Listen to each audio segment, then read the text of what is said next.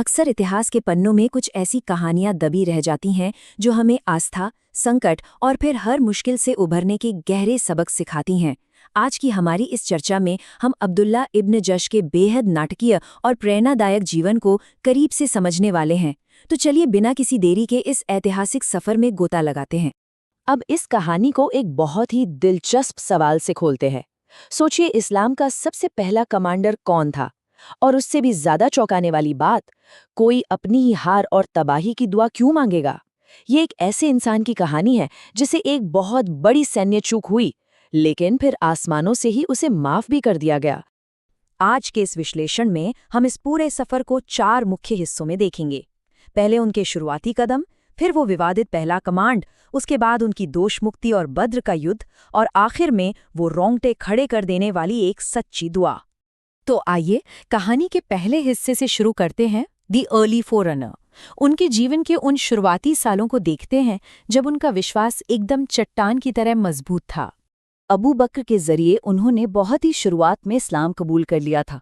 और जरा सोचिए, ये कोई आसान रास्ता बिल्कुल नहीं था। भयानक जुल्म और ज्यादतियों से बचने के लिए उन्हें दो बार अपना सब कुछ छोड़कर हिजरत करनी पड़ी। पहले एबिसिनिया की अनजान जमीन की तरफ, और फिर वहां से मदीना की ओर। अपना घर-बार छोड़ के इतने लंबे सफर तय करना उनके उस पक्के इरादे का सबसे बड़ा सबूत है।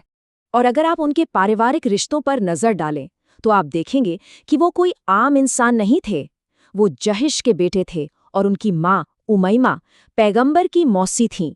उनकी बहन ज़ैनब आगे चलकर पैगंबर की पत्नी बनी, और दिग्गज योद्धा हमजा उनके सगे मामा थे।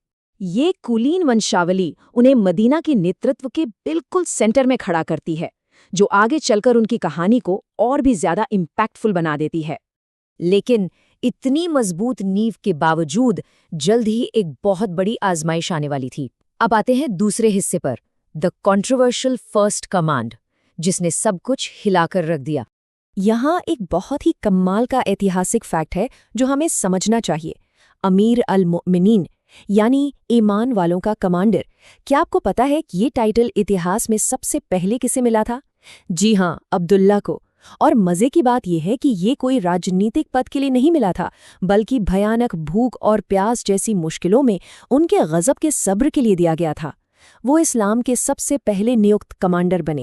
लेकिन उनकी पहली ही कमांड में चीजें भयानक रूप से गलत हो गईं। नखला के मिशन पर उन्हें एक सीलबंद चिट्ठी के साथ भेजा गया था। इंस्ट्रक्शन एकदम साफ था, कुरैश के कारवा पर बस नजर रखनी है, हमला बिल्कुल नहीं करना। लेकिन परिस्थितियां कुछ ऐसी बिगड़ी कि रजब के पवित्र महीने में, जब युद्ध पूरी तरह मना था, लड़ाई छिड़ गई। एक साधारण सा ऑब्जर्वेशन मिशन एक बहुत बड़े विवाद में बदल गया। अब आप इमेजिन कर सकते हैं कि जब वो बंदियों और सामान के साथ मदीना लौटे होंगे तो क्या हुआ होगा। उन्हें पैगंबर की गहरी नाराजगी का सामना करना पड़ा, और दूसरी तरफ मक्का के दुश्मनों ने ताने मारना शुरू कर दिया कि देखो, इन्होंने खुद अपने ही पवित्र महीने का उल्लंघन कर दिया। अब्दुल्ला के लिए ये एक ऐसा मोड़ था जहां उन्हें लगा कि बस अब सब कुछ खत्म हो गया है। वो अपने ही लोगों की नजरों में गिर चुके थे। जब सब कुछ पूरी तरह से नामुमकिन और खत्म सा लग रहा था, तब कहानी एक अविश्वसनीय मोड़ लेती है। हमारा तीसरा हिस्सा, एब्सोल्यूशन एंड बद्र। इस भारी घुटन और तनाव के बीच आसमान से कुरान का एक ऐसा संदेश आया जिसने पूरी बाजी पलट दी।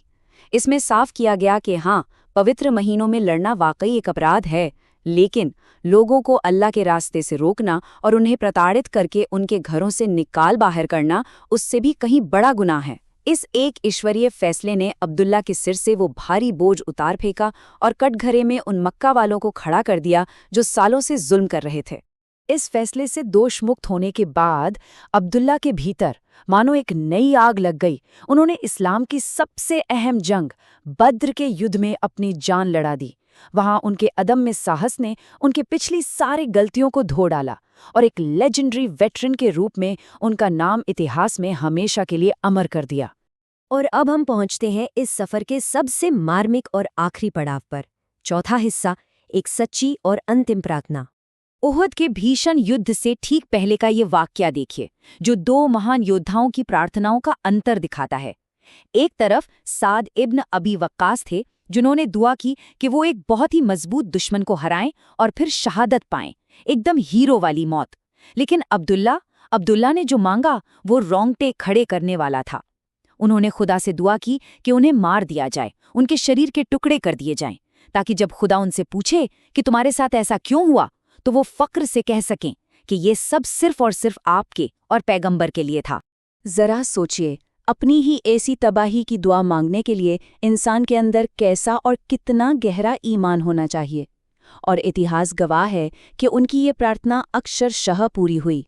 मैदान जंग में अल-नद्र इब्न अल-हारिस ने उन्हें मार गिराया और ठीक उनकी दुआ के मुताबिक उनके शरीर को बहुत बुरी तरह शत-विक्षत कर दिया गया। इस अल्टीमेट और निस्वार्थ बलिदान ने हर किसी को अंदर तक झकझोर दिया। इस घटना से पैगंबर इतने भावुक हुए कि उन्होंने एक बेहद खास आदेश दिया। उन्होंने कहा कि अब्दुल्ला को उनके प्यारे मामा महान योद्धा हमजा के साथ सिर्फ एक ही साझा कब्र में दफनाया जाए। ये नंबर 1 उसी बेमिसाल शहादत का प्रतीक बन गया। हमारी आज की ये चर्चा भले ही यहाँ खत्म हो रही है, लेकिन ये पूरी कहानी अपने पीछे एक बहुत गहरा सवाल छोड़ जाती है। आखिर इंसान के अंदर ऐसा क्या होता है जो उसे इतनी पूर्ण, इतनी अटूट सच्चाई देता है? अपने ही विनाश की ऐसी दुआ मांगने के लिए जो निस्वार्थ भाव चाहिए ना, वो आज भी ये सोचने पे मजबूर कर देता है कि क्या हम कभी उस चरम समर्पण का एक छोटा सा अंश भी महसूस कर पाएंगे? आज के इस विश्लेषण में हमारे साथ शामिल होने के लिए आपका बहुत बहुत शुक्रिया।